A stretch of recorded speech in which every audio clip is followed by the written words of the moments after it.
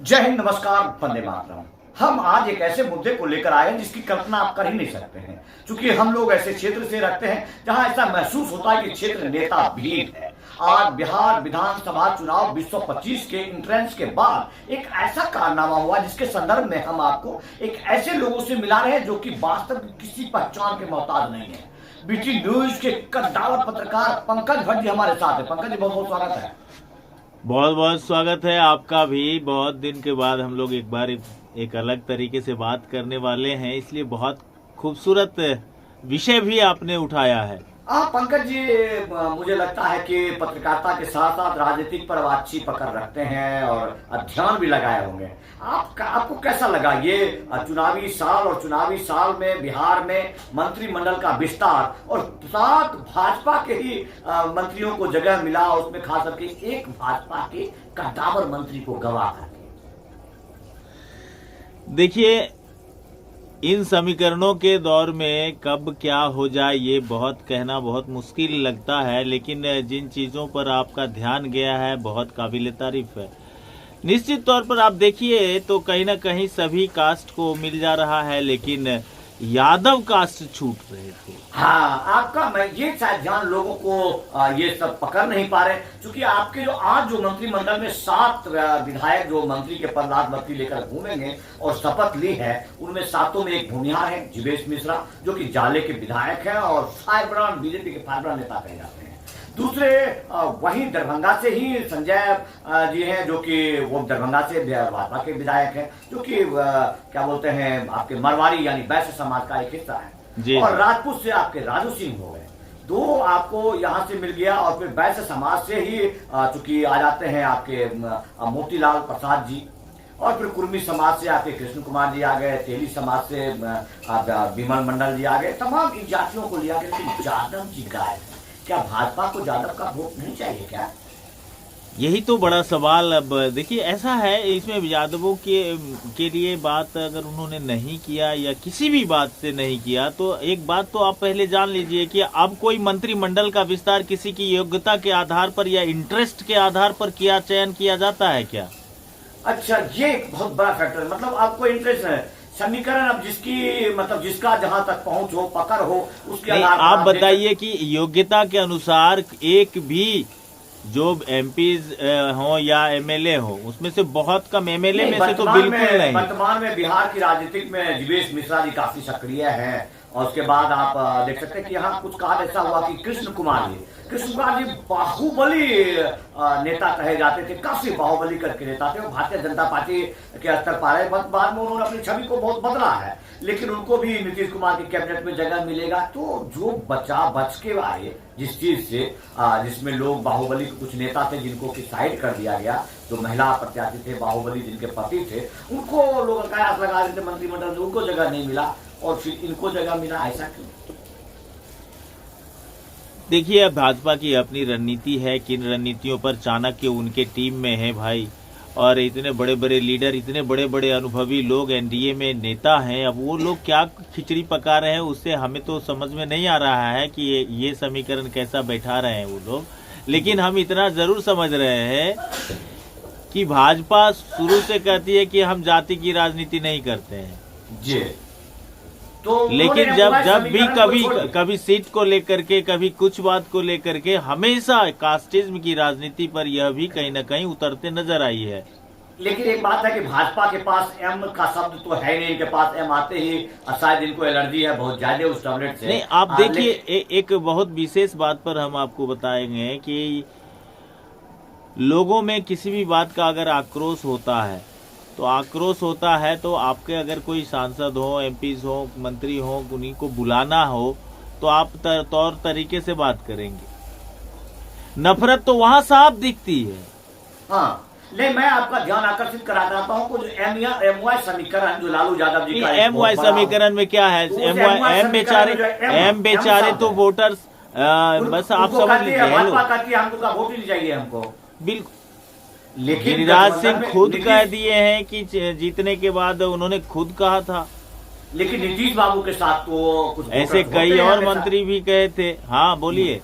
नीतीश बाबू के साथ तो रहते हैं जो मुस्लिम समुदाय के लोग हैं, जो उनके कई नेता हैं जो मुस्लिम समुदाय से आते हैं, तो नीति गठबंधन में कैसे होगा कि आखिर जो लोग भाजपा को चाहिए, जेडीयू को चाहिए, भाजपा को नहीं चाहिए, और हमको चाहिए, फिर भाजपा को नहीं चाहिए, मतलब 5 दल हैं इनके पास ना। ये कहते हैं 5 भाई का मुट्ठी है, तो 5 भाई में सिर्फ एक भाजपा जो कहती है कि हमको एम का वोट नहीं चाहिए, बिल्कुल नहीं चाहिए। अभी जो इन्होंने किया है कि इन्होंने साफ तौर पर जो यादव जाति हैं, और उसका आप देख सकते हैं कि रामकृपाल यादव जी जो कभी एकदम एक दूसरे के करीबी भाई हुआ करते थे, लालू यादव जी और वो, और उनका साथ छोड़ करके भाजपा का साथ दिया उन्होंने। कद्दावर चेहरा में आपके नित्यानंद राय जी हैं, मतलब कई भाजपा के कद्दावर नेता हैं बिहार में। तो उससे क्या हो जाता है? इस बात देखिए, एक बात लोग एक चीज तो जरूर कहीं ना कहीं नोटिस कर रहे हैं कि जब से बिहार राज्य बना, जब यहाँ पे अंग्रेज काम कर रहे थे तब भी, और जब शासन प्रशासन लोकतंत्र की शुरुआत हुई तब से आज तक कभी भी बिहार में पलायन के मुद्दे पर किसी भी नेतृत्व के कर्ता के द्वारा नहीं कहा गया, किसी राजनीतिक दल के द्वारा नहीं कहा गया, और इस पर इस विषय को मंत्रिमंडल के विस्तार में इस चीज का ख्याल नहीं रखा जाता। मेन है कि जातिगत हम आपको शुरू से कह रहे हैं कि जो सरकारें बनाई जाती हैं वो सरकारें जनहित के लिए नहीं, तो वो 5 साल अपनी पार्टी के हित के लिए वो सरकार बनाई जाती है। तो आपका कहने का मतलब है कि लालू जी ने एक ऐसा राजनीतिक किया जिसमें लोग बहुत पलायन के लिए मजबूर हुए, इस गुस्से से यादव जाति को छोड़ दिया उन्होंने क्या? नहीं, गुस्से की बात नहीं होगी। तो गुस्से की बात तो छोड़, हमारा मकसद है, हम सरकार का डिफेंड नहीं कर रहे हैं। हम आपको एक चीज बताना चाहेंगे कि ये अभी यादव में आप बताइए कि अगर तो मोहन यादव जी को उन्होंने मुख्यमंत्री बना दिया जी, वो अपने बिहार की बात है, लेकिन अपने बिहार से उसका लेना देना नहीं है। लेकिन आप एक बात जानिए कि यादव समाज एक ऐसा संगठित समाज है जिस समाज में अगर एक बात किसी अन्य प्रदेश में भी हुई है तो उसको वो यहाँ फील करते हैं। अब लाठी तेल पिलावन लाठी घुमावन जैसा नहीं रहा। नहीं, वो बात नहीं है, बिहार का मास वोट है वो। हाँ, बिहार के मास वोटर है, बिल्कुल सत्य बात है। तो लेकिन उसमें गिरावट आई है। अब देखिए कि बहुत सारी ऐसी राजनीतिक पार्टियां, मैं आपको बताऊंगा कि बहुत सारी देश भर में लोग ईवीएम को कोसने लग जाते हैं, नरेंद्र मोदी को कोसने लग जाते हैं, सरकार को कोसने लग जाते हैं, सिस्टम को कोसने लग जाते हैं, लेकिन अपनी गलती कभी नहीं देखते। आप इस बात को मानिए कि भारत का 80% जो आबादी है उसके हृदय में कहीं ना कहीं सनातनी परंपरा है। तो आपने और उस परंपरा पर जब आप कुठाराघात करेंगे और चाहेंगे कि हमको वोट मिल जाए, ये ना कर के रह जाएंगे, ये मिट्टी में मिल जाएंगे, लेकिन इनको अपनी गलती समझ में नहीं आती। मैं आपको बताता हूँ, सुनिए, जो राष्ट्रीय प्रवक्ता उन तमाम दलों के हैं, जो राष्ट्रीय प्रवक्ता जो तमाम दलों के टीवी पर बैठ करके बड़े बड़े भाषण देते हैं ना, उनको जमीनी स्तर की जानकारी नहीं, उनको जमीनी स्तर की कोई जानकारी नहीं, उनकी एक भी की नजर नहीं है कि आखिर ऐसा कैसे हो गया, कि आखिर आपने कभी भी खुद के बिल्कुल। अब आप बताइए कि अब देश की 80% आबादी के भावनाओं के साथ खिलवाड़ करेंगे और लोग आपको वोट करेंगे? तो करते तो है ना, करते हैं, तो फिर कहाँ है? करने से फायदा भी क्या है उनको? तो बिहार की राजनीतिक में जहाँ पर आप समझ सकते हैं, आप एक बात बताइए। मैंने एक बहुत पहले कंसेप्ट दिया था बिहार सरकार को, नीतीश कुमार जी को उस संबंध में हमने खास तरीके से टैग भी किया था। मैंने उनको कहा नीतीश कुमार जी में अब वो क्षमता नहीं तो किसी का वो टैग देख सके, और जो लोग टैग उनकी डिपार्टमेंट है, उनकी विभाग है, उनके सारे चीज है। विभाग में देखिए, विभाग नीतीश कुमार जी आप वहाँ मत जाइए ना।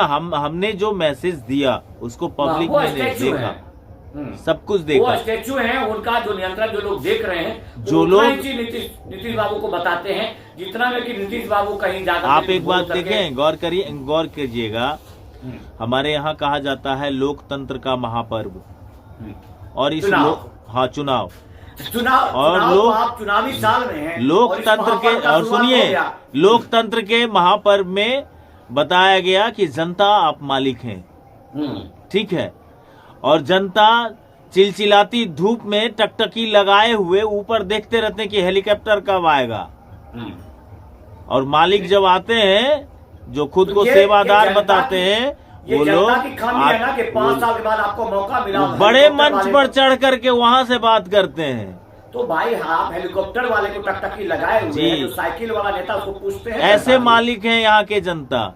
तो जनता जी की गलती नहीं है, ये कभी साइकिल वाले नेता को, पैदल वाले नेता को भाव देते हैं, कभी अरे समझते हैं उनको? नहीं देंगे ना, यहाँ तो जो जितना ज्यादा पैसा खर्च किया वो उतना मजबूत पार्टी है। तो जनता जी की खामियाजा उनको भुगतना पड़ रहा है। तो भोग आप ये रहे हैं ना, बताइए, भोग आप ये रहे हैं ना, बताइए, क्या भोग लग रहा रहे है हैं ना, आपको? एक क्या लग भी रहा है? भोग रहे हैं ना वो।